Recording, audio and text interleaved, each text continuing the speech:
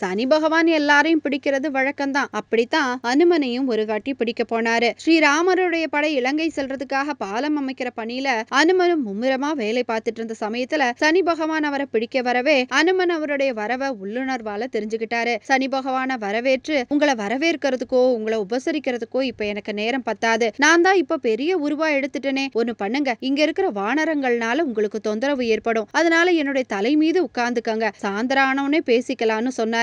அவரோட பேச்ச கேட்டு சனி பகவான் அவர் தலை மீது உட்கார்ந்துகிட்டாரு. இந்த நேரம் பார்த்து அனுமன் என்ன செஞ்சாரு தெரியுமா? பெரிய பெரிய பாறைகளா தன்னுடைய தலை மீது வச்சுக்கிட்டு பாலம் கட்டுற பணியில மும்முரமா ஈடுபட்டாரு. ஏற்கனவே தலையில உட்கார்ந்த சனி பகவானுக்கு பாறைகளுடைய பலு தாங்க முடியல. ஓ ஆஞ்சநேயா, தயவு செய்து என்ன இறக்கி விட்டுரு. இனிமே உன்னையோ உன்னுடைய பக்தர்களையோ தொந்தரவு செய்யவே மாட்டேன். சனிக்கிழமை உன்னோட வழிபாட்டுக்கு உகந்த நாளா இருக்கட்டும். உன்னோட பேரை சொல்லி கூப்பிடுறவங்களையோ உன்னை வழிபாடு பண்றவங்களையோ நான் நெருங்கவே மாட்டேன்னு சொல்லிட்டு போயிட்டாராம்.